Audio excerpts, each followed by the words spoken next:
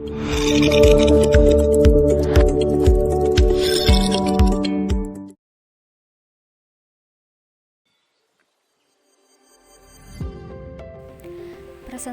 farmakoterapi VTE. Penasaran kan apa sih itu VTE?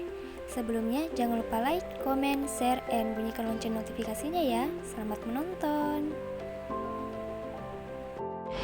Apa sih VTE itu? VTE atau vena thrombolis adalah suatu kondisi di mana trombus terbentuk di pembuluh darah vena, umumnya ditemukan di kaki dan panggul, yang dikenal dengan deep vein thrombosis atau DVT. Patofisiologi venous thrombosis. Pembentukan dan propagasi trombus tergantung pada kelainan aliran darah, dinding pembuluh darah, dan aliran darah. Kelainan aliran darah atau stasis vena biasanya terjadi setelah imobilitas berkepanjangan. Vena obstruksi dapat timbul dari kompresi eksternal dengan pembesaran kelenjar getah bening, tumor besar, atau kompresi intravaskular oleh trombosis sebelumnya. Peningkatan estrogen secara farmakologi tingkat, seperti yang terlihat pada penggunaan kontrasepsi oral dengan hormon terapi pengganti pada wanita pasca menopause, telah terkait dengan peningkatan risiko 3 kali lipat pada risiko awal yang kecil dari tromboemboli vena. Adapun tanda dan gejala dari venous thromboembolis, yaitu gejala DVT atau deep vein thrombosis, termasuk pembengkakan kaki unilateral, nyeri, eritema, perubahan warna kulit, dan ulserasi. Pasien mungkin mengeluh kaki bengkak, nyeri atau hangat. Gejalanya tidak spesifik dan pengujian objektif harus dilakukan untuk menegakkan diagnosis. Kemudian tanda dari venous thromboembolis yaitu vena superficial pasien mungkin melebar dan palpabel, tali pusat dapat dirasakan pada kaki yang terkena. Pasien mungkin mengalami nyeri di belakang lutut ketika pemeriksaan dorsofleksi kaki-kaki yang terkena.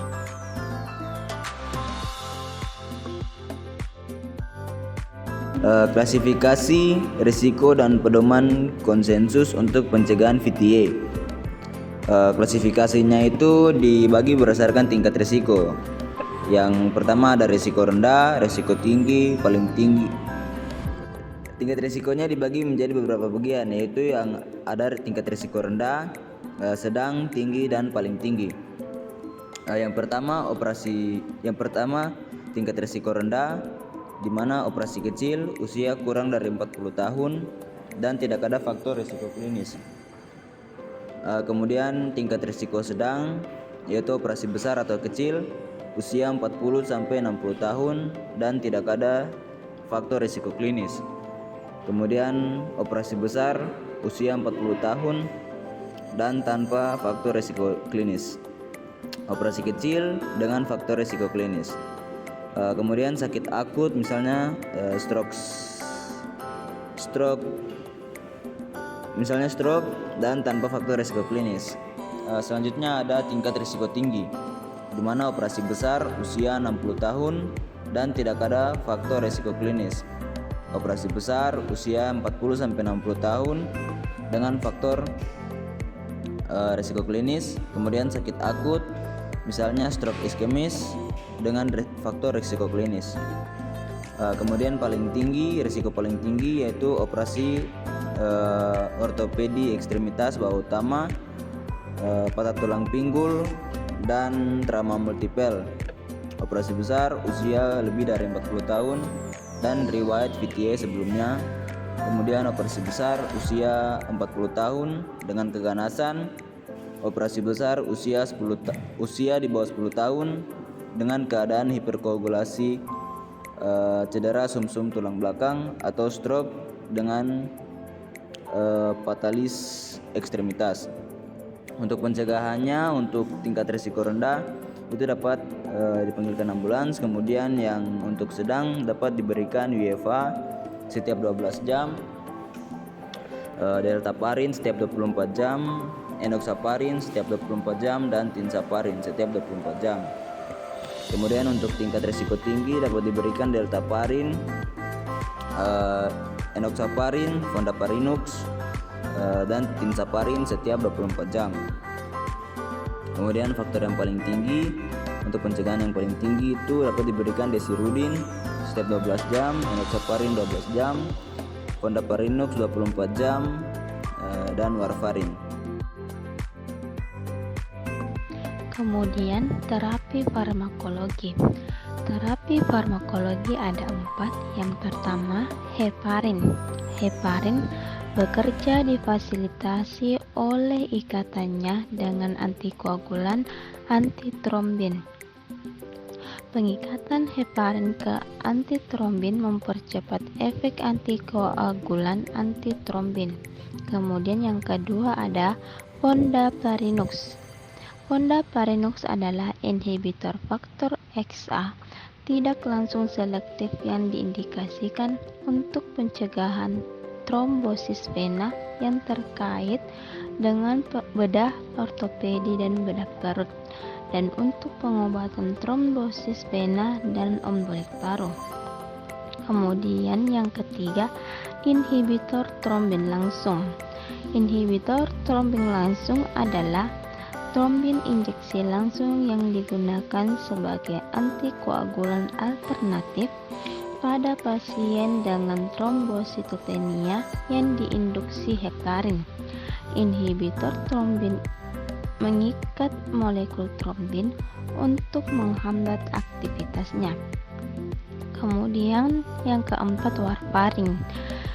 Warfarin adalah antikoagulan oral dengan onset lambat, efek yang bertindak sebagai antagonis vitamin K, artinya obat-obat yang berfungsi mencegah pembekuan darah yang diberikan secara oral atau melalui mulut. Kemudian ada terapi non-farmakologi. Yang pertama, gaya hidup. Yang kedua, berhenti merokok. Yang ketiga, mengurangi berat badan. Dan yang keempat, menghindari alkohol. Algoritma. Pada saat pasiennya kita telah terkonfirmasi secara objektif bahwa pasien mengalami VTA, maka kita bisa mengecek apakah pasien ini mengalami kontraindikasi antikoagulan atau tidak. Semisalnya pasien mengalami kontraindikasi antikoagulan, maka kita bisa memberikan kepada pasien untuk melakukan considered vena cava filter. Tapi semisalnya pasien tidak mengalami kontraindikasi, maka kita dapat mengecek PA pada pasien, apakah PA pada pasien ini dia memberikan shock atau tidak. Semisalnya PA pada pasien memberikan shock, maka kita bisa memberikan kepada pasien atau menyarankan kepada pasien untuk melakukan contraindicated terapi trombolitik, yang dimana itu adalah terapi trombolitik. Tapi semisalnya PA pada pasien ini tidak memberikan shock, maka kita bisa memberikan kepada pasien terapi antikoagulan, yang dimana kita memberikannya fondaparinux atau warfarin. Dan pada saat kita telah memberikan fondaparinux dan warfarin, kita mengecek apakah pasien ini mengalami hypercoagulant state pada VTA-nya atau tidak. Semisalnya hypercoagulant state VTA pada pasien terjadi, maka kita bisa melanjutkan terapi warfarin tersebut. Tetapi semisalnya tidak, maka kita memberikan terapi warfarin kepada pasien selama 3-6 bulan. Interaksi obat. Yang pertama, warfarin jika berinteraksi dengan antibiotik maka akan memberikan risiko meningkatkan aktivitas antikoagulan, contohnya pada obat levofloxacin, sulfametazol, dan azitromisin.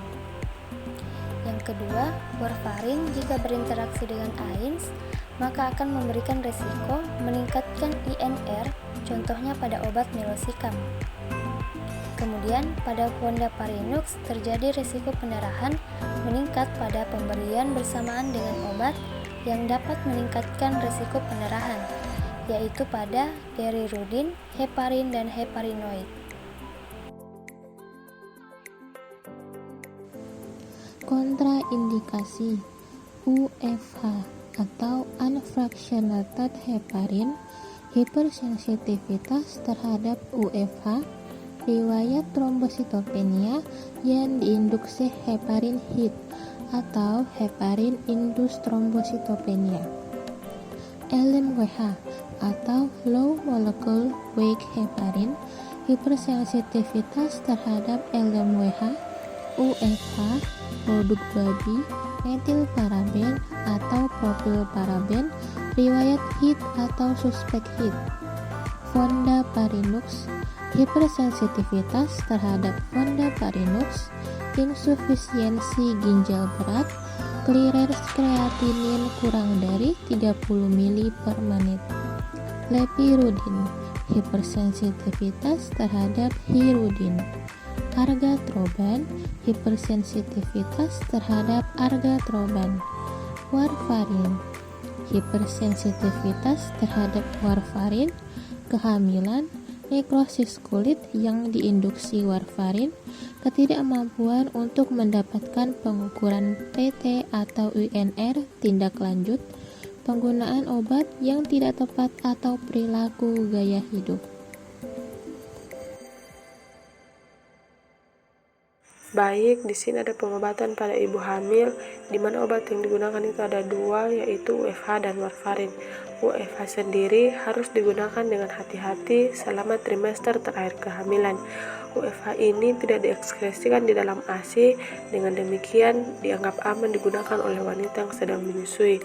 Yang kedua yaitu warfarin, di mana warfarin ini tidak ada indikasi yang jelas dan meyakinkan, maka tidak dapat digunakan selama kehamilan karena potensi pendarahan janin, drains, dan komplikasi teratogenik.